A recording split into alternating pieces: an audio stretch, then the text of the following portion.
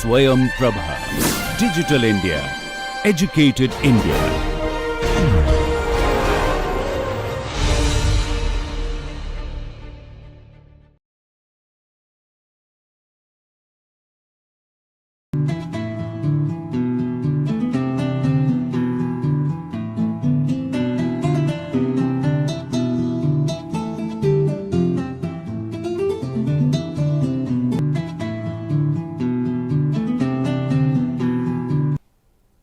Hello friends, so here we are once again with lecture number 35.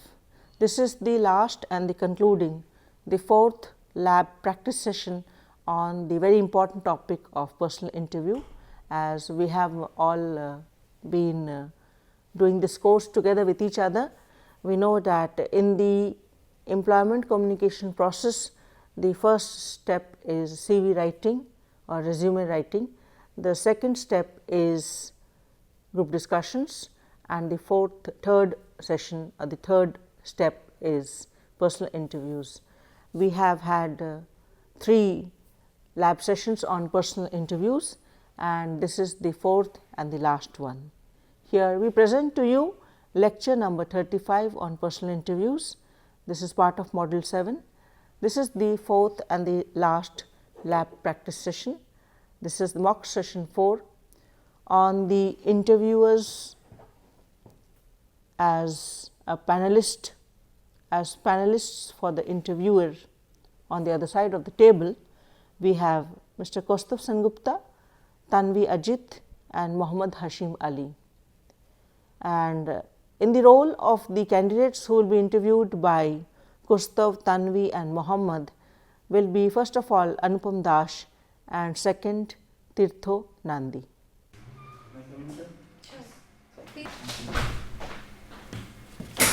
Hi Anupam. Yeah, hello. How are you doing? Yeah. How was your day, Good. Anupam? Yeah, it was good but quite hectic because I traveled more than a couple of hours. Okay. How much it was far, like from away from here actually? It is the distance close to 60 kilometers, so I had to travel 40 to 45 kilometers by train, and the rest was by bus, and it was a heavy traffic jam. So are you stressed? Yeah, not like that, but Are you quite. feeling comfortable? Yeah, It definitely, means- definitely. Okay, so let's get into the interview. So can you just tell us something about yourself? Yeah, myself, Even I have. You need not give the cliche response. Just give something that is like Tell something which something is is unique. different about you. The thing is that myself, Anupam Dash, Yes. I have completed my higher secondary and secondary examination from Konkon institution. Okay. And then I went to Bardwan University, and from there I have completed my degree on BE in Electronics and Instruments Engineering. Being graduated from there, I got involved in the social work service. I Okay. worked there for the marginalized section of the backward class for more than 2 years, and in 2018 I joined MHRM under the Humanities and Social Sciences department of IIT KANPUR. And in my personal life, my hobby is making the lyrics of rap music, and presently I am working with the Toastmaster Okay. in a leadership management program. Okay. Great. So you were working with a social group, is it? Yeah. So like, can you tell me something that you've learned out of the experience? Yeah, the thing is that in the present scenario of India, many I say that many NGOs are there which is mushrooming day by day. Okay. But in the field, you can see that only a limited number of NGOs that are working. And the thing is that while you go to do something towards the welfare of the backward class, you have to first face the challenge. That's the natural challenge. You have to fight with the adverse geographical location, very bad communication system. There will be no tower of your mobile, no supply of food, even drinking water. So you have to fight with these things first. And the later comes that from the colonial age, one thing, the outsiders, they time by time they entered to the tribal areas, and they made them fool and for their own gain. And that's why nowadays I can feel that the tribals have lost their faith on the outsider, and they don't allow the outsider to share something of their life. They don't feel it free to share. So the linguistic difference is also there. So you have to break the barrier of the linguistic difference, and you have to make yourself as a part of their family life, so that they can feel yourself. They can feel that no, this person can do something for us. Then the work starts. Those are the previous two barriers. Then the work starts, and most of them are illiterate. So making them understand for the consciousness program, it's really a good challenge. So, given the fact that you worked in a social service area, and you said that they are very much disengaged and they are very much stressed in the area, that different infiltrations have come up and they are not very much engaged. So, say suppose you forget about the chief fund officer of this company. Say suppose you are chief fund officer of that social service company. How do you keep them engaged? Suppose you have to bring them on a social cause. You have to make them aware, and they are not coming to that particular cause. They don't understand that. How do you bring them on the platform? Okay, the thing is that in every ethnical and social group in India, they have their own culturalism heritage. So we often, if you go to their colony, we often can see that they are practicing their own dance, their own singing patterns, and their own games, which is beyond the boundary of this civilized society structure. So we can promote those things, because those culture are inherited to them, and we can promote those things. And nowadays, for example, I can say that in the Durga Puja festival and in other festivals in Kolkata, the Chhau dance from Purulia, the Chhau dancers, they are bought by the puja committees, and the Purulia's local Chhau dance culture is going to get integrated with the urban culture of Kolkata. So that in this way, people are of the backward section of the society, they are getting involved to the mainstream of the society. We can do these type of things. Fine. Okay. As you told that you have work in this particular area and you are very much passionate to work this particular role. But don't you think that I'm not saying you are not fit for this particular role, but still how you will take the initiative, because you are going to work in an IT industry, right? Yes. So there is many person who is more experienced. Maybe you can say 4 or 5 year experience, or maybe there is different kind of persons there. So not having any kind of experience as a fresher, what will be your initiative in this particular area? As a being a fresher, how will you tackle the situation after going there? Sir, frankly speaking, that I have only one big asset with me, that my confidence that I can do that. And I think that my personal belief, from my personal belief, I can say that if you're trying to make people understand, and if you're trying to share some idea with people, so when the people opposite of you are educated, the task for you will be very easy. But for working with the uneducated, illiterate people, the task is more challenging. So I have done those challenging tasks. So I have confidence that I can go well and I can deal with the educated people, because I think the task will be quite easy there. So what kind of event or task which you have implemented in your past work, as you have done in social activities, like any kind of initiative which you can tell as an example? On cultural basis, you say, sir? No, any kind of event which you held there, so which you can say as a proof, like I have worked this in this means event or anything which you have held there. Okay, we simply promoted their own culture, their own dance, their own songs, and their own cultural heritage, because that are going to be distinct day by day. We simply promoted that thing. Okay. Because whenever we try to get something outside and impose on their shoulder, they think from that point of time, the mistrust start to build. Okay. So can I ask you, like, if I was to ask you to state 2 qualities of yours that are that would make you the best CFO for this company? Just 2 qualities, brisk and clear. You just have to tell me. Yeah. First, I say that I am very down to earth. Okay. I can do according to the situation. And in the adverse geographical situation when I work, I can recall many days when I have spent in the station. I was to return to my head office, and I just last train, I missed the last train. I was compelled to just lay on the platform. So I'm very down to earth. I can work according to the situation and as per the requirement of the situation. And number second, I say that I am very optimistic in nature, because we can't control the situation ever. The adverse situation or situation comes, but if we if you can motivate at the time with the old situation, I can stay myself. I can keep myself happy, and also the people all around me happy in the adverse situation too. Because I can't change the situation, so better that I can change my mindset in the adverse situation so that I can be happy at the time. Okay, so I'll give you the situation. So we have certain employees going on site, like maybe for 5 years or 10 years and coming back. We also have like women taking the maternity leave and then coming back after a break. So they'll be like away from the company, and they'll find it difficult to get back into the work and fit into the like the organization. Will take some time. So like, can you suggest some ways in which we could like get them back and join the company and be part of it? Like we could make it faster, the bonding process. I think that when some pregnant lady is taking the maternity leave, or after her pregnancy she is taking maternity leave, in that leave period she is losing the contact with the company. Yes, that is what. Yeah. So we need to do something which can make her always virtually involved with the company. So the things I can say that if she has a doctor's appointment, we can send a cab to her house. The cab will carry her to the doctor's place, and just I can drop from the doctor's place. The cab will drop her at her home. The second thing we can do that if she wants to get an appointment, and if we have any contact from our company side, then we can arrange the appointment for her.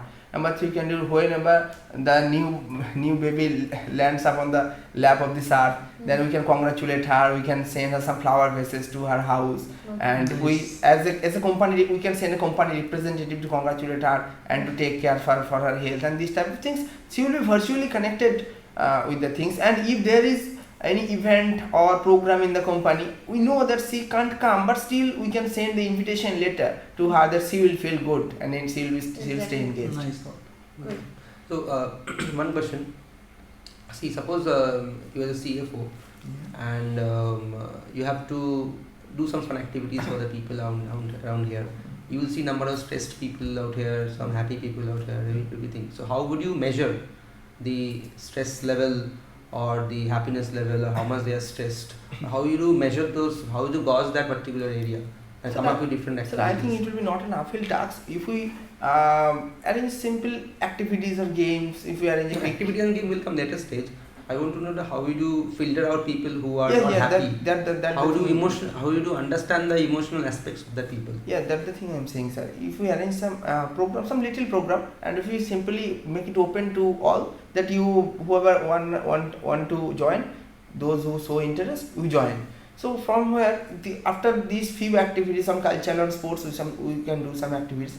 And if we make a database there, we can see that some people will be there definitely who will be continuously avoiding these type of things and social engagement and these fun type of things. So from there we can see that these people are depressed or any other mental stress. So then this can be a good way of filter out. If you have an employee who is like devoted to work, he doesn't want to come to any of the fun activities, but he wants to work continuously. So he's actually thinking from the company profits and everything. He's like doing good to the company because he's doing his work. He's actually overdoing his work. So he's actually doing his work very good, and he's doing more. So he's not just that he's not coming to the so as a CFO. Do you think he has to be pulled into the fun activities, or should we just leave him? No, ma'am. I think that he should be pulled into it because after all, he or she is a human being. Yes. So if he is taking a lot of stress, probably due to go up in the industrial ladder or to make a better career, so in long run he can't do this. Whenever he is taking overload, overstress, in long run he can do this. So we should make people, especially employees, vivacious all the time. It need not be that he is stressful. It could be that he doesn't like interacting with people, Maybe or he's introvert. He's introvert and he likes to have his own space. So like there are people like that in the company. So how will you handle such people? Because they not come to any of your functions. Yeah, I think that if people are introvert, then they have some virtual barrier. They can't get engaged even when they are willing to get engaged, but somehow they can't. There are some hindrances are there. So I can talk to them personally, and I can try to make them involved, because introvert people will also be which in some aspect will be harmful for the organization, because in organization to achieve some organization goal, mostly we prefer a team game. So how can if a person is introvert and can't come out of that narrow domestic world of his own world, then he can't get involved in the team game or in a team activity, group activity. So that will in long run more or less be harmful for the affect the company's growth and profit. Okay. So since this CFO is a very new role coming up nowadays and you applied for it, you have heard about other CXO roles like CEO and CFO and all those stuff. Those are very well maintained roles, and though they come up much in the newspaper and all these things. So suppose if you're the CFO and you have to allocate certain amount of time of the company for fun activities and leave rest of the time for those financial, marketing and all those activities, how would you manage in allocating those time, or rather how would you convince the CEO or convince the management that yes, fun activity is needed actually and I need some amount of people to work under me?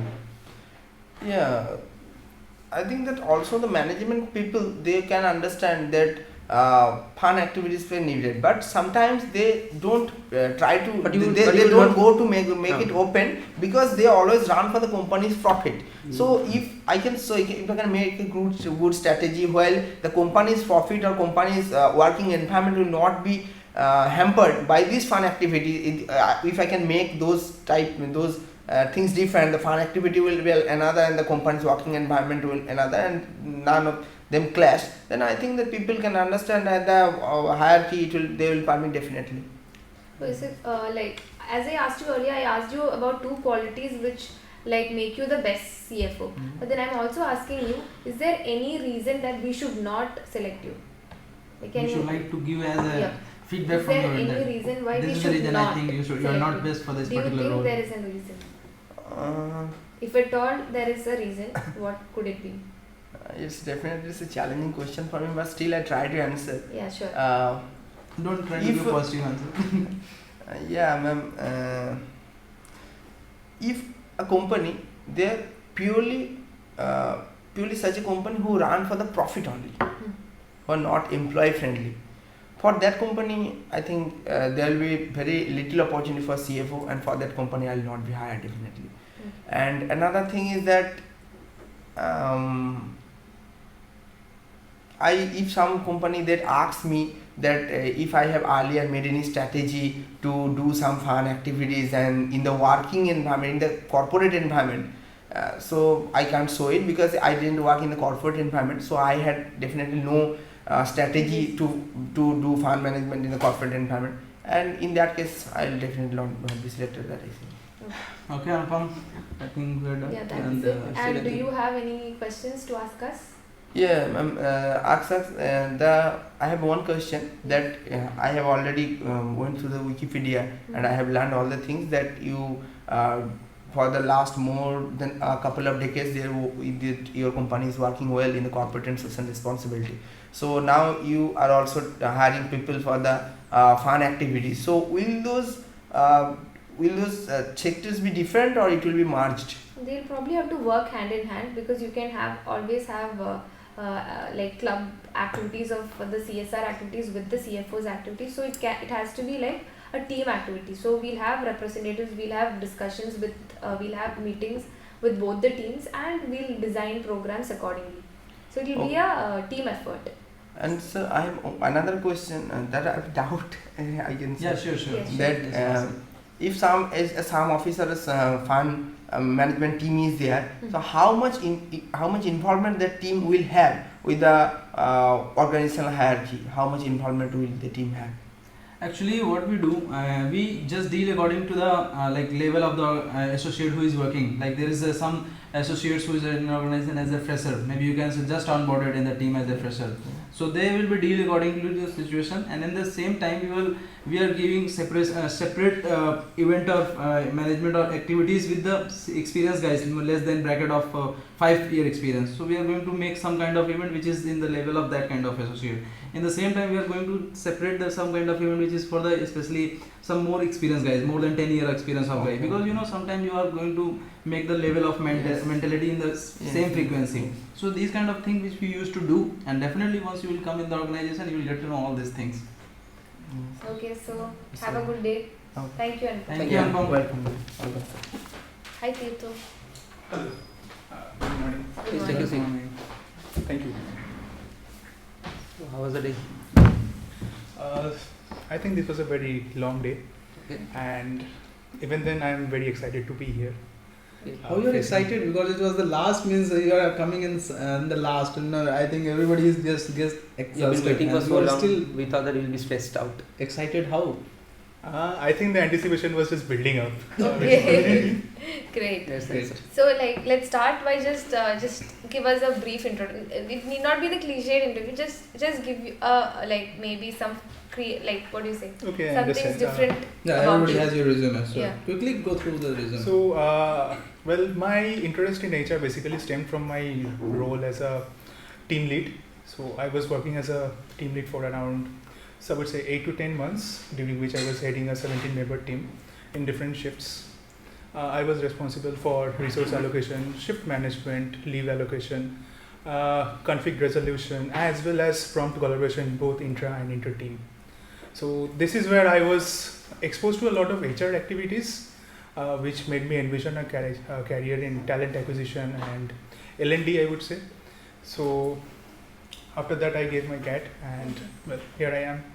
Okay, so like, can we know about your hobbies and what you like doing? Well, I like playing chess. Okay. I like playing video games, and I have competed in a lot of, I would say, pan-Asian video game tournaments as well. Okay. So esports is probably going to be the next big thing. Okay. In which country it was developed, this game which you are talking about? The game, Yeah, actually, Like it's the game can which you are like talking list about, what just- kind of games you play and then well, basically I only play multiplayer games, Okay. which are spread over different countries. And since they were free and open source, a lot of different coders came together to develop them. So I cannot actually say they were made in one single country, but rather a coalition of different So you ones. talked about the shift management, conflict resolution, and all Yes, this sir. and the stuff that you did. But you did a pure technical job, I think, in your previous company. Well, I was a database administrator, Okay. as well as a tech support representative. So Okay. I would say both sides of the coin I worked Okay. in. So how do you bring in those technicalities in you and implement that in HR specific roles? How do you manage those? How would you bring in them? Honestly, when I wanted to become an HR, I wasn't actually looking to carry forward my technical expertise into this role. I was looking for something completely different. I was always good at communication skills, as well as I was also interested in psychology and different kinds of. I was always used to do a lot of different personality tests. So in those cases, that basically made me interested in HR, and I wasn't specifically looking at technical expertise to help me during my HR roles. As you can see, like I am more interested in talent acquisition because I want this basically the interview experience. I want to recruit in lateral hiring, B school campuses. I want to like travel to a lot of places as well. So this is one of my ways. so can I ask you like what inspires you like generally? So I would say like I live my life with two ideologies. Okay. One is that if you're scared of something, you should do it as much times as you can. Okay. And the other is that you should never be giving up. So like what is one thing that you were scared of and you tried? Okay, there is an interesting story about this. Okay. So when I was in my first year, I used to play a lot of football, and because I was a newbie and I was going up against a lot of seasoned footballers who were much more stronger than me, I would say, there was a mishap and I basically broke my knee. Okay. So I was laid out for around 2 months, Okay. and basically the aftermath of this incident carried on for a year or so. I wasn't properly able to play anything else. After a year, when I felt I was strong enough again, I started playing, decided to go play a football again. Okay. So, and the same thing again happened. Okay. That was the day I learned that there was a fine line between bravery and stupidity. Okay. No, given the fact that you mentioned that you closely observe people and you understand psychological aspects of it, you told that you're interested in psychology and the behavioral aspect of it. So how do you think you can measure them? Is it measurable, or how do you gauge them actually? Well, honestly, there are a lot of classical psychological theories that say they can pigeonhole people into different categories. But even then, psychology is not an exact science, I would say. While you can broadly categorize them into different strata, I would say, that is, even then it depends upon the specific circumstances and the situations that the people actually are present in, because it can take 12 years for someone to actually know what a person can actually do. You cannot actually put a number on the limits of a person. Okay. And coming to your question, like if it can be measured or not, people are already measuring in analytics, right? So, however, analytics is still in its nascent stages, and I do not know if. How do you can use analytics in measuring psychological parameters? Can you do that? Can you? Is it okay to continuously monitor some people's emotional, private emotional areas? Because that's the way where how they behave when they are in deep private mode. When you narrow it down to 1 or 2 persons, you cannot do it. But when you take a complete demographic or a workforce, you can broadly categorize people into different groups, I would say. You can categorize them on the basis of different parameters, ratings, as well as the kind of inputs they give about themselves unknowingly or knowingly. Okay. So in those cases, you can make a broad structure of where to place them. The other case is, if you are on the personal and on a case basis, those scenarios would be better addressed by an actual psychologist than an HR person. So you believe that they should be continuously monitored? I never said they should be continuously monitored. But then how would you then choose the parameters? How would you measure the value? You don't come up with values if you don't continuously monitor. You can always do a lot of service. A lot of service are always carried out in different big people don't take organizations. service much seriously, Yes, therein lies the problem of data analytics, right? So how do you take on it? So normally the different problems that actually come up, those can be solved by the HR with a rudimentary knowledge of psychology.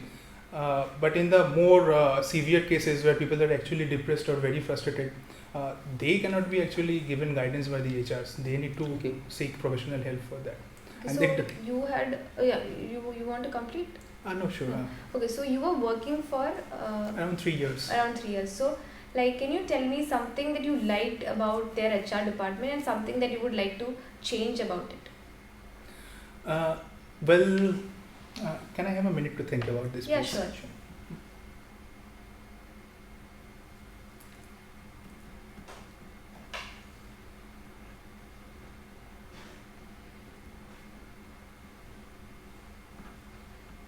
Because the best thing about TCS HR was they could give individual attention to each and every employee. Okay. So there was a lot of HRs working there. I can always go to them and for your problems, they would always address Very it. approachable. Very approachable, as well as they want to be approached. Okay. And the other thing is they would always take care of it. As in there was a very robust mechanism in place. You could escalate it properly and it would be taken care of. Not like they would be pressed by the higher ups to take decisions that would be not in favor of the employees. Okay. If there was any justice that was not being served, that would be taken care of no matter what. Okay. The other thing that is, that can be worked upon, areas of improvement. So that would be the fact that initially, the L&D department, so initially we do a training period, right? It's called the ILP. Yeah. We are trained on something and then put into something completely different as per the requirements of the company. While I understand that the TCS is a very big company and some things like this will need to happen to meet the needs of the company, yes, otherwise definitely. it will not be very profitable. Okay. This is something even then that can be taken care of in the recruitment stage itself. Okay.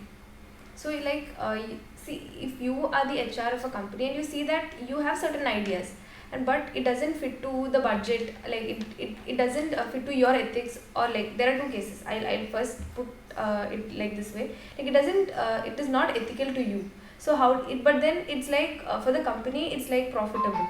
So how will you do? Like, will you support Implement it, those or ideas. how will you go about it? If you could give me a example or a real life scenario, that would help me more in explaining this.